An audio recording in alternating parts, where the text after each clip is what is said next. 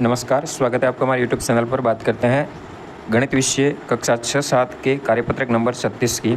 36 में संख्याओं के गुणज की समझ विकसित करने से संबंधित है। पहला प्रश्न पूछा गया है, निम्नलिखित संख्याओं के 4 गुणज लिखिए। जिसमें पहली संख्या 2 के 4 गुणज लिखने हैं, तो 2 का 4 हो जाएगा, 6 हो जाएगा, 8, 10, इस तरह। 9 के 4 गुणज हो जाएंगे 18, 27, 36, 45। फिर इसी तरह 11 के 22, 33, 44, 45। 14 का हो जाएगा 28, 42, 56, 70। इसी तरह दूसरा प्रश्न पूछा गया है, दी गई संख्याओं के गुणज पर गोल घेरा लगाना है, गोला बनाना है। जैसे कि 5 का 7, 11, 15, 19, 23 में से गुणज होगा 15, तो 15 के ऊपर गोल घेरा लगाएंगे। 8 का केवल 8 ही होगा, बाकी कोई संख्या नहीं होगी। 12 के यहाँ पे 24 होगा और 16 का 16 ही होगा, तो इस तरह से गोल घेरा लगाना है। फिर बात करते हैं प्रश्न नंबर 3 की। 3 में निम्नलिखित संख्याओं के गुणनखंड लिखने हैं। जैसे कि पहली संख्या 3 दी गई है, 3 का गुणनखंड हो जाएगा, वह गुणनखंड होते हैं जिसका इस 3 के अंदर भाग जाता है, तो 1 और 3 होगा। इसी तरह 8 के गुणनखंड होंगे 1, 2 और 4, तो इन तीनों संख्याओं का 8 में पूरा भाग जाएगा। 12 का 1, 2, 3, 4, 6 हो जाएगा। इसी तरह 16 का 1, 2, 4, 8 हो जाएगा। 18 का 1, 2, 3, 6 और 9 हो जाएगा। 25 का 1 और 5 हो जाएगा। 30 का 1, 2, 3, 5, 10, 15। 35 के 1, 5, 7। इस तरह आगे भी 35 भी हो जाएगा इसका गुणनखंड। तो इस तरह से 42 का हो जाएगा 1, 2, 3, 6, 7, 14, 21। 64 का 1, 2, 4, 8, 16, 32। इस तरह से लिखेंगे आप। फिर चौथा प्रश्न पूछा गया है, संख्याओं 2 और 10 का सबसे छोटा समान गुणज ज्ञात करना है। तो 2 के पहले गुणज लिखेंगे, फिर 10 के लिखेंगे। दोनों में सबसे समान छोटा गुणज होगा वो 20 होगा, जिसमें दोनों संख्याओं का पूरा भाग जाएगा। फिर पाँचवें प्रश्न में 3, 5 और 15 का सबसे समान गुणज पता करना है। तो 3, 5 और 15 के सभी गुणज लिखेंगे, जिसमें 30 सबसे छोटा गुणज होगा, जिसमें तीनों संख्याओं का भाग जाएगा। फिर प्रश्न पूछा गया छठा, जिसमें 20, 40 और 60 का सबसे छोटा ज्ञात करना है। तो इन तीनों संख्याओं का सबसे छोटा गुणज होगा 120, जिसमें तीनों संख्याओं का पूरा भाग जाएगा।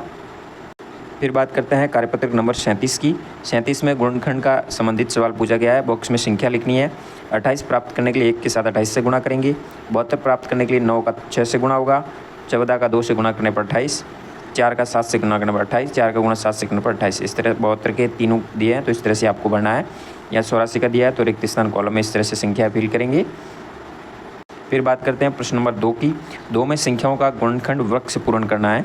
जैसा कि पहला दिया गया 27 का 9 और 3 गुणा किया गया, इनका गुणा करने पर 27 आया। पहले 3, 3 का 9, 3, 1 का 3, फिर 3 और 9 का 27। इसी तरह 2, 2 का 4, 2, 4 का 8, 8, 4 का 32। इसी तरह प्राप्त करना है 3, 3, 4, 2, 8, 9 और 72। इस तरह से पूरा करना है इस वृक्ष को।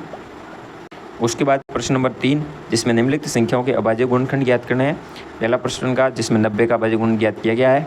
दूसरे में आपको ज्ञात करना है 462 के अंदर सबसे छोटी संख्या 2 का भाग देंगे, तो 2 का जा रहा है क्योंकि इकाई का अंक सम संख्या है, जिसमें 231 बार जाएगा। फिर 3 का जाएगा 77 बार, फिर 7 का जाएगा 11 बार और 11 का 1 बार। इस तरह से 2 × 3 × 7 × 11 इसके गुणनखंड हो गए।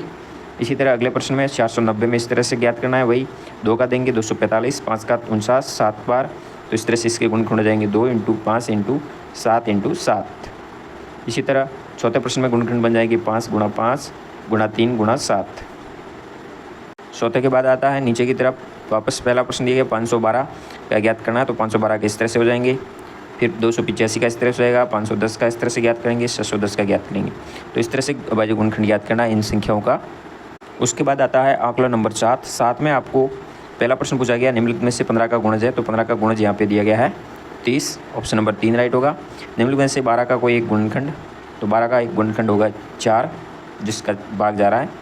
तो गुणनखंड वह संख्या होती है जिसका उस संख्या में भाग जाते हैं, यानी 4 का 12 में भाग जाना चाहिए। और गुणज वो होती है जिसमें उसी संख्या का उसके अंदर भाग जाना चाहिए, जैसे कि 15 का 30 में जा रहा है। इसी तरह तीसरे प्रश्न में पूछा गया है 48 की संख्या का गुणज है, तो ये 12 का होगा। निम्नलिखित संख्याओं में से कौन सी संख्या 2 से पूर्णतः विभाजित है। तो जिसके इकाई का अंक सम संख्या हो, जैसे कि यहाँ 6 सम संख्या है, तो 5436 2 से विभाज्य होगी। फिर पांचवा प्रश्न पूछा गया है, निम्नलिखित में से कौन सी संख्या 5 से विभाजित हो सकती है, गोला लगाना है। तो 5 से विभाजकता का नियम होता है इकाई का अंक 0 और 5 होगा, तो वो संख्या 5 से विभाजित होगी। जैसा कि 54 में 0 और 5 नहीं है इकाई का अंक, 60 में है, 75 में है, 115 में है, 785 में है, 555 में है, 490 में है। तो ये जो गोल घेरे किए गए हैं ये संख्या 5 से विभाजित होगी। उसके बाद बात करते हैं छठे प्रश्न की। दी गई संख्याओं के गुणज और गुणनखंड लिखने हैं। 32 के गुणज लिखना है 5 संख्या तक, 32, 64, 96, 128, 160 हो गई।